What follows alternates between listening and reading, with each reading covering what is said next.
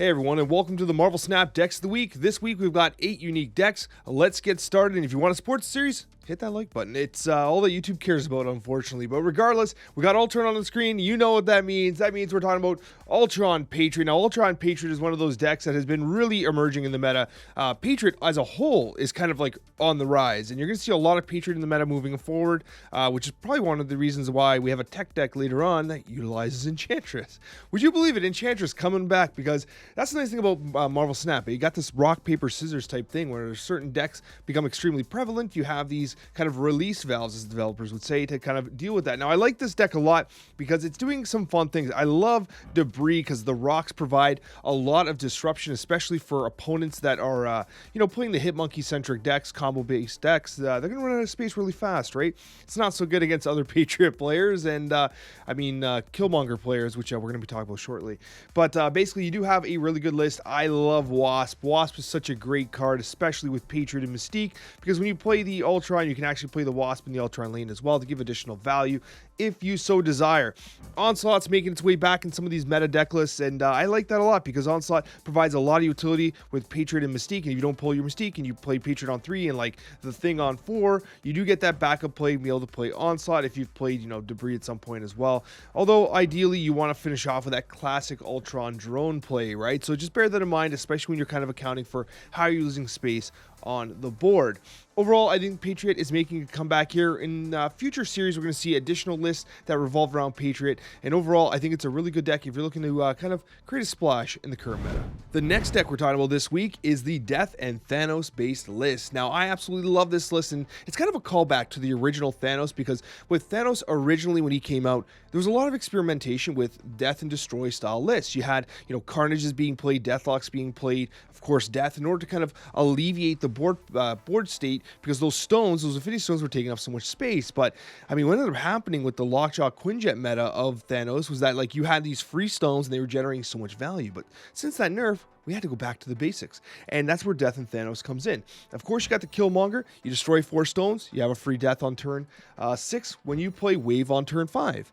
That's wonderful, because if you have She-Hulk as well, Death is free, She-Hulk is 2. That gives you 4 additional energy to play Doctor Doom, Chavez guaranteed, and maybe even Odin if the draw didn't work out so well and you played Wave early, drop that Doctor Doom, and you followed with that Odin. So there's so many options here. Ideally, this is basically like a Bayro style list without Arrow. I mean, you could put Arrow in here for probably Leech if you want, but I really do like the splash of Iron Man, because what's often happening here, again, you have Death for free, She-Hulk for 2, and then you drop Iron Man in one of the locations, and that's basically a free win. I'm loving the Iron Man meta splash in this deck right now. Overall, if you're looking to play Thanos and you don't want to do like the traditional Lockjaw kind of cycle here, we got a new list that's making the rounds, and it's the Death and Thanos, and it's damn fantastic. Alright guys, I actually just launched a video about this deck list. It's Doomwave. I'm going to link it up above because the deck is so damn good. This is one of those lists that had an insane win rate for me. I was up like at 69-70%.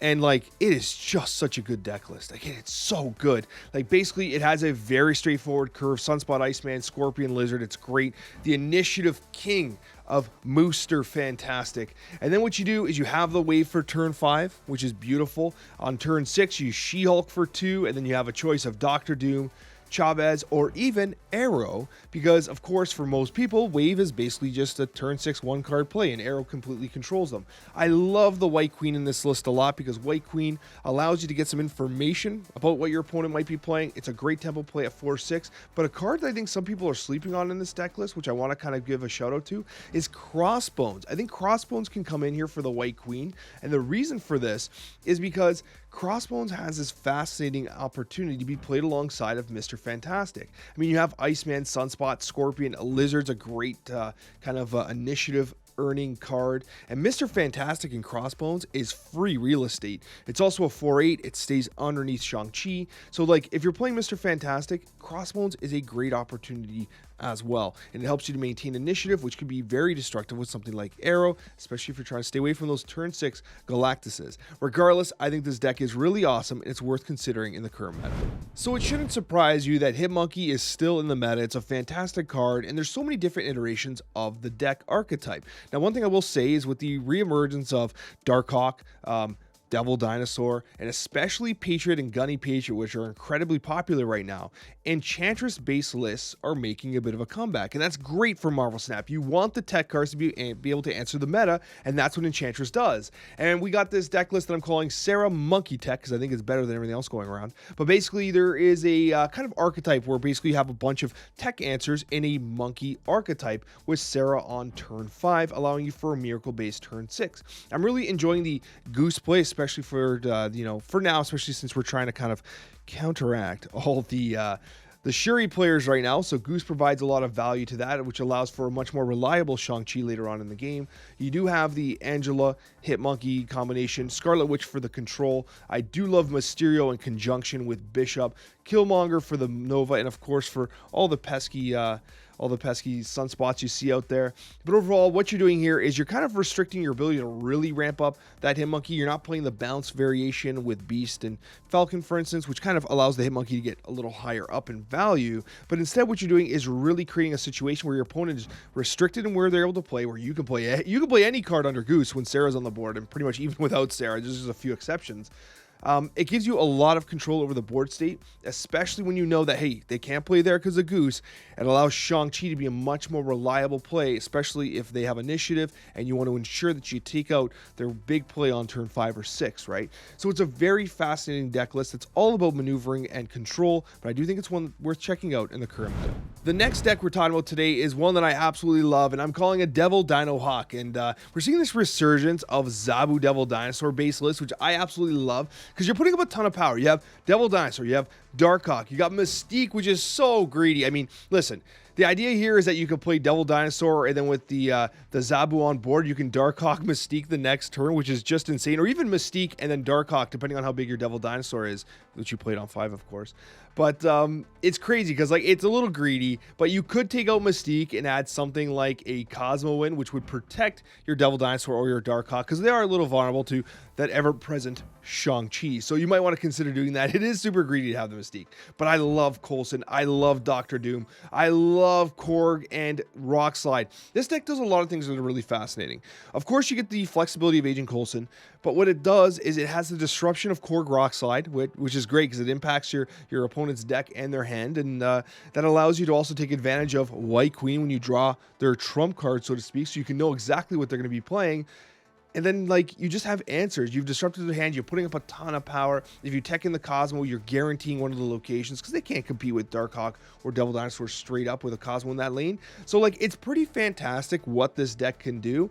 And I'm going to be doing a video about it shortly, so keep an eye on the channel. But this is one that is definitely pretty damn awesome. I think with the Mystique, it's a little greedy. This is kind of the one that's the most popular right now. I would personally consider teching in the Cosmo for Mystique.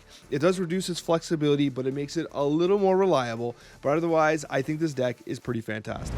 I gotta be honest with you, I am so enjoying Silver Surfer, and I'm glad it's making a comeback in the meta, because I remember when it first got nerfed, I mean, it was a 3-0 that gave +3 power across the board for all 3s. It was pretty strong, perhaps a little overtuned. As a 3-2, it's actually pretty important where you drop it itself, and the +2 power is still legit. So this is the deck list that I've been running. Now, last week's version of Sera Surfer that I showed you was a straight up traditional meta list. Now, this one here has some tech in it that I've included as a personal kind of brew. And listen, I love Goose. I am a Goose believer in the current meta right now, and I'm all over Maria Hill as well. Let me explain. I know Maria Hill seems really spicy, but basically the plan here is generally turn 3 Storm, turn 4 Juggernaut.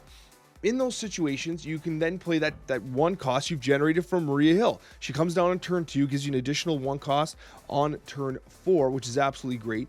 You also have the opportunity on turn 5. You don't have to play Sera. You can actually play something like a Polaris and a Goose, which basically shuts down a lane for the opposing player while also allowing you the opportunity to play your own 3-drop there. So there's a lot of versatility here. I like the idea of playing Goose on turn 2, but I love the idea of playing Maria Hill on turn 2, and then that 1-drop on turn 4 in conjunction with Juggernaut. And then on turn 5, instead of playing Sera, you can actually play Polaris and Goose and basically say, hey, you were planning on playing Chavez in this lane? Nope, nope, nope. Now you can't. So it's pretty wild what Sera Surfer can do with a little bit of these tech interactions. So this is the deck list that I've been going towards in my climb, and I do think that it is fascinating, especially when you consider just how restricting, but not for you, something like Goose can be. I know, Sandman Ramp. Do we really got to talk about it? It's annoying a lot of people here, and there's actually a greedier version of Sandman Ramp that's kind of going around right now, and that's what this is.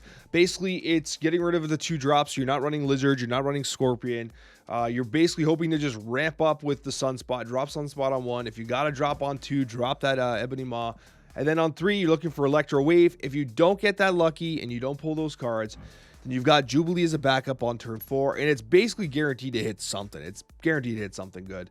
And then what you got here is you got the Sandman, which basically destroys Sera decks. It destroys Hitmonkey decks. It destroys Bayro Deathwave style decks. It basically destroys all those style decks, and you got nothing but champs. You got Cap Marvel, Vision, tons of mobility. You've got Doom Odin, beautiful. Chavez for the guarantee. But Chavez is really here to try to maximize the opportunity for you to have Electro turn 3. Wave is kind of the backup, right? And then you have that Jubilee as the ultimate backup, so to speak. But this is a bit of a greedier version of Sandman Ramp, which we're seeing right now. You're even seeing some versions, but it can be a little awkward. Like there are versions where you can run something like a She-Hulk.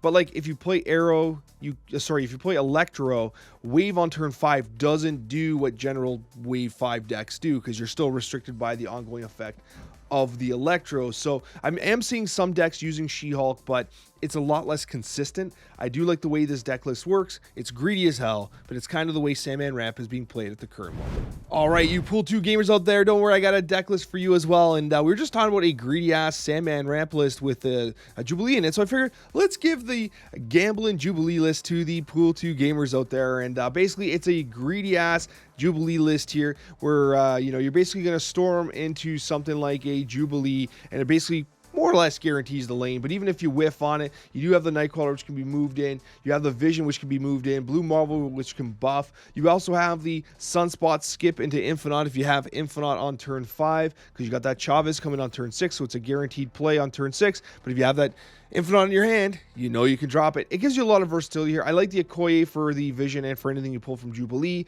and it has a pretty good curve here. It's a fun little deck list. But thank you guys so much for watching. Thank you for hitting that like button. It really does mean the world to me. It makes a tremendous difference with the YouTube algorithm. I got another video for you down below if you're interested in seeing more Marvel Snap content. Thanks for all your support, and we'll see you in that next Marvel Snap video.